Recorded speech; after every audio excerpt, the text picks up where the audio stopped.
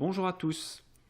Alors dans cette vidéo, nous allons reprendre l'exercice de la partie 1 où on avait des données écrites dans une colonne et il s'agissait de les remettre sous forme de lignes et ensuite donc d'enlever les espaces blancs qu'il y a entre chaque.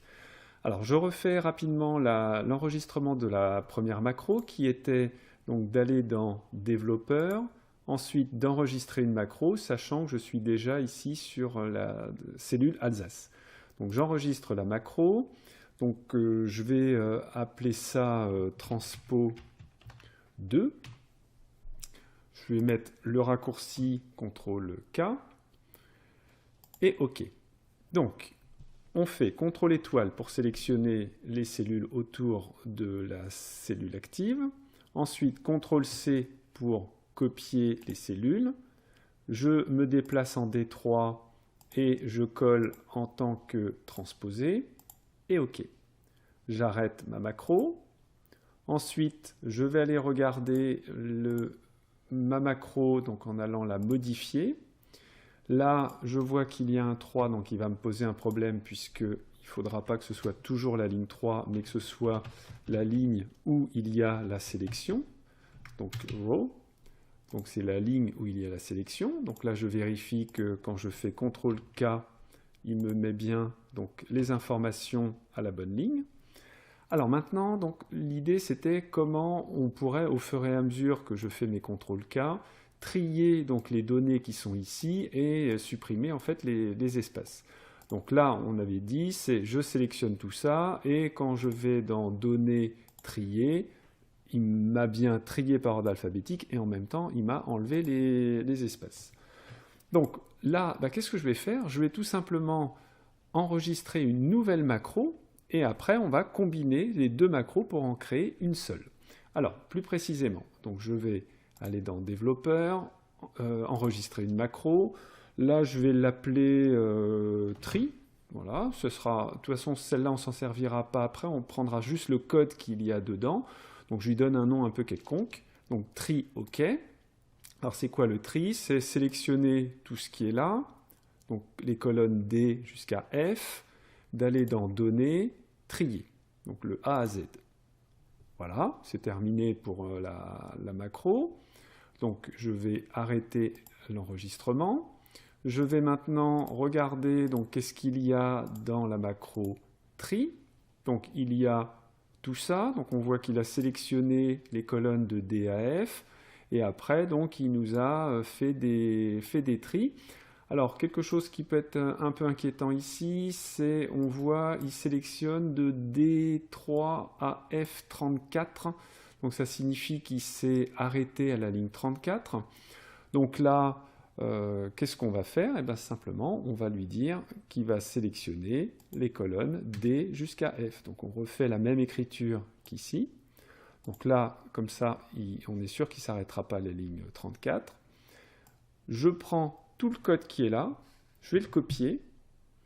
Et ce que je vais faire, c'est que dans transpo 2, donc une fois qu'il aura transposé les informations, et ben on continue. Donc ça sera en fait la deuxième partie.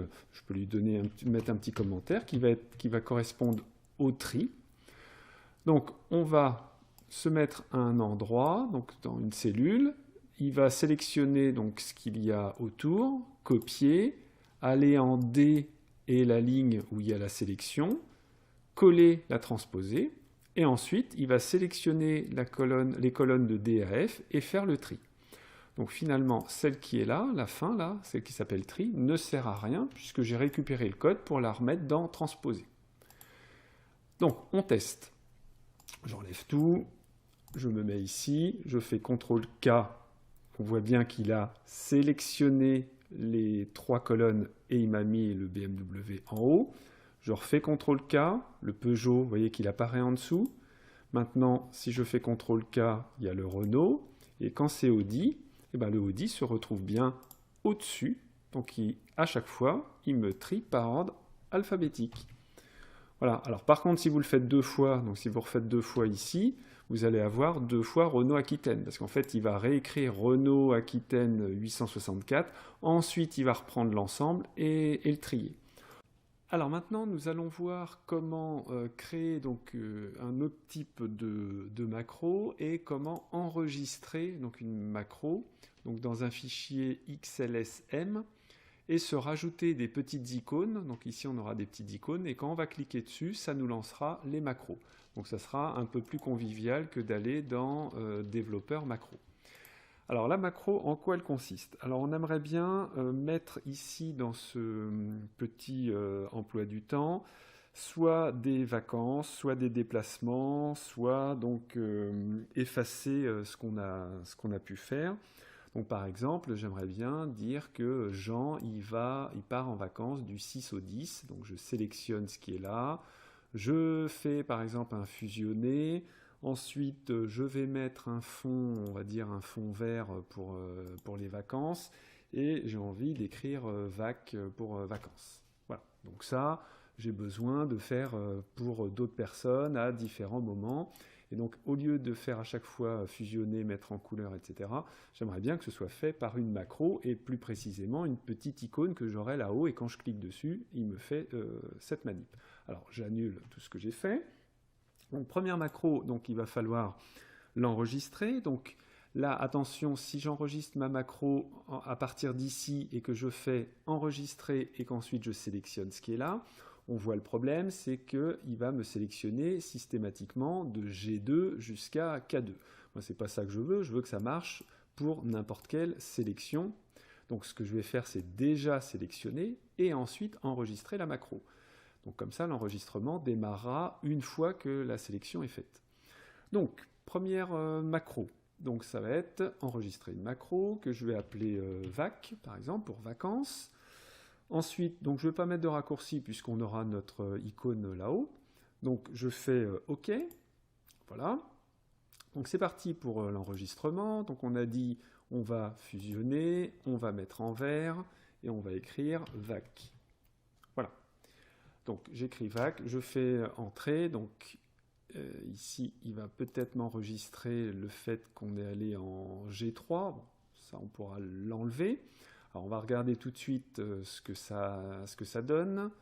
Donc déjà je vais tester, je prends 3 cellules par exemple, je vais dans macro et je vais lancer VAC. Donc si j'exécute, ça fonctionne.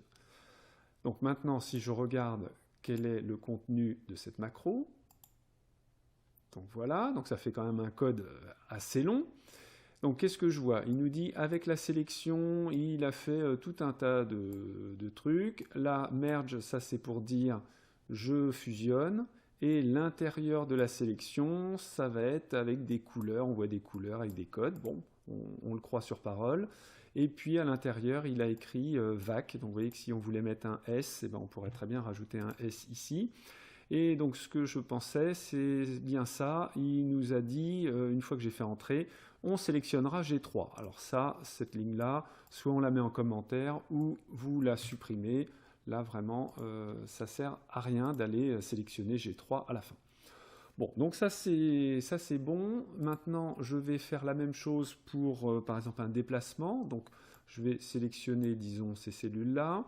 Je vais enregistrer une macro que je vais appeler déplace. OK. Alors, ça consiste à faire quoi? Bah, ça va être pareil. Je fusionne. Je vais mettre, par exemple, cette fois-ci on va dire en bleu comme ça. Et puis, on va appeler ça dep, c'est pour un déplacement. Et je fais entrer. Voilà, j'arrête ma macro. Je vais tester tout de suite. Donc, développeur macro déplacement exécuté, ça fonctionne. Et si je regarde plus précisément ma macro, donc il nous a, avec la sélection, il a fait tout un truc. Il a fusionné, l'intérieur est en couleur. Il écrit dep pour déplacement et j'enlève donc la dernière ligne. Voilà, donc là, je peux vérifier que ici, donc je vais faire Alt F8, exécuter, ça marche très bien. Donc pour enregistrer la macro, dans le classeur, vous faites donc un fichier enregistré ou fichier enregistré sous, et vous choisissez comme type classeur Excel prenant en charge les macros, donc XLSM, avec le nom que vous voulez. Voilà, donc ça c'est pour la partie enregistrement du fichier.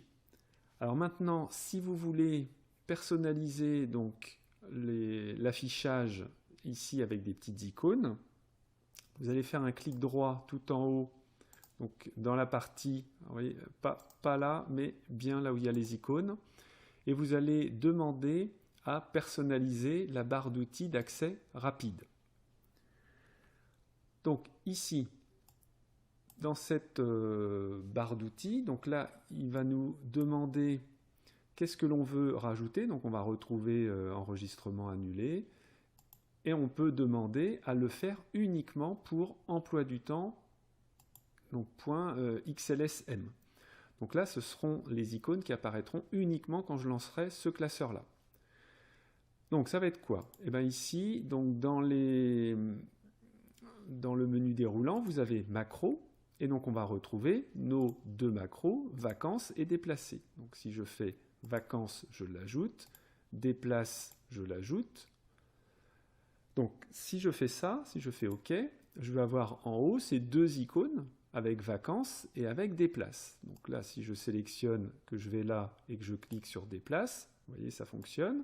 Si je me mets là et que je clique sur vacances, ça marche aussi. Maintenant, pour que ce soit un peu plus joli, donc on va retourner dans personnaliser. Donc là, je vais retourner dans emploi du temps. Et pour vacances, je vais faire modifier. Et là, donc vous pouvez choisir une icône un petit peu plus sympathique. Donc par exemple, vacances, on va dire que c'est la petite montagne avec le soleil. Et puis déplacement, donc modifier. On va dire que si on est en déplacement, on prend par exemple la petite clé ou les petites flèches. Voilà, ça pourrait être une petite flèche comme ça, par exemple. Je vais mettre celle-là. Et OK. Voilà. Donc je fais OK, OK. Donc vous voyez que maintenant, j'ai les icônes qui sont un peu plus parlantes, donc en déplacement ou en vacances. Et si je teste, donc je suis ici, je suis en déplacement. Et ici, la personne, elle est partie en vacances. Et ça fonctionne. Donc il reste en fait une macro à faire qui serait d'enlever tout ça. C'est généralement un peu pénible d'aller enlever la fusion, d'aller enlever la couleur, etc. Donc là, on va le faire dans une macro. Donc on va faire enregistrer une macro que je vais appeler efface ou effacer. OK.